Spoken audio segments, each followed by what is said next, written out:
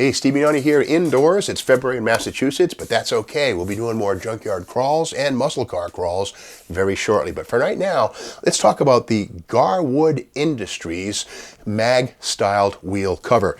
Now, you might remember, of course, the Jeepster. This thing right here, 1966, great looking little evolution of the CJ, and quite often seen with, well, these simulated mag wheels. Now, they weren't real Cragar SS's, they weren't actual American Racing torque thrusts, but they were actually a metal, multi-piece, stamped and die-cast metal thing that snapped in place on a steel wheel.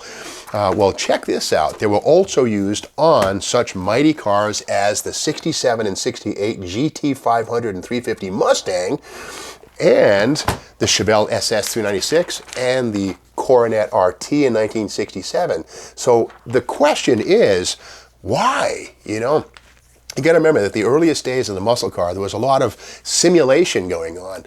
Most of those muscle cars, the GTO, the SS 396, the Coronet RT, the GTX, the hood scoops didn't even do anything. They didn't work. So it stands to reason that if that kind of thing got by, well, you know, fake wheel covers were okay too. In fact, if you look at any 1965 Chevelle SS 396 Z16, those things came standard with, again, fake wheel covers. Now here's the rub. Those wheel covers were all pretty much the same. They were manufactured by a company called Garwood Industries, which was a tier 2 supplier to Detroit.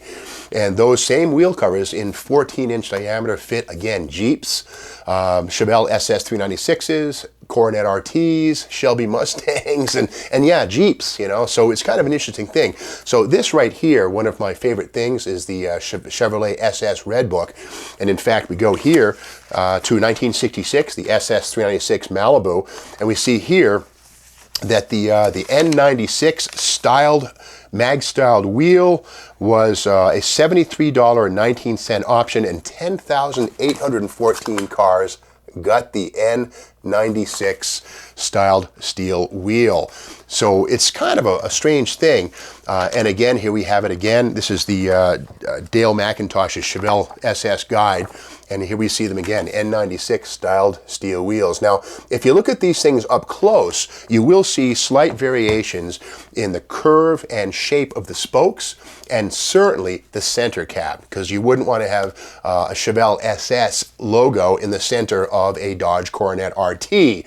So because these wheels were bolt together, here's a shot right here, and this is in Greg Colossa's Shelby Mustang book, but we can see in this here, we can see the back side of it, and there's a whole bunch of little bolts and screws that attach the bits together.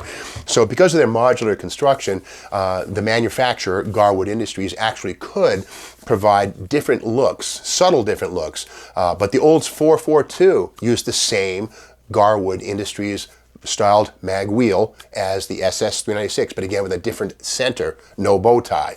So it's an interesting thing. In fact, this right here, this is a dealer giveaway. It's a little tag that would be given away, and we can see it has the Garwood N96 wheel on the back.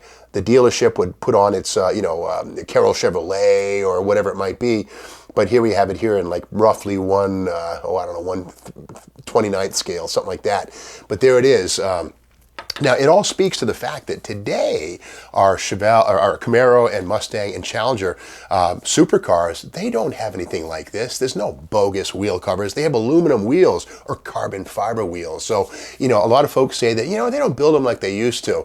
Well, it's true. You know, the old cars are great, but modern cars, you know, manufacturers just don't do this kind of shortcutting anymore. You actually get aluminum wheels on your car, even magnesium or carbon fiber wheels. The days of bogus, you know, launch prone metal wheel covers are long gone. And speaking of launch prone, I've seen more than a few people with 4-speed SS 396 Chevelles with these Garwood Industries wheels on the back. Bang second gear, the wheel cover flies off into the woods because they weighed, I don't know, probably 12 pounds, you know, and so the shock load of the tire, getting, you know, a power shift into second gear, those wheel covers can fly off and wind up out in the shrubs. Or at the drag strip, as you probably know, they won't allow, the tech inspectors won't allow you to go drag racing with full wheel covers on your car because of that very thing. Heavy wheel covers tend to pop off and fly into the stands. Never a good thing.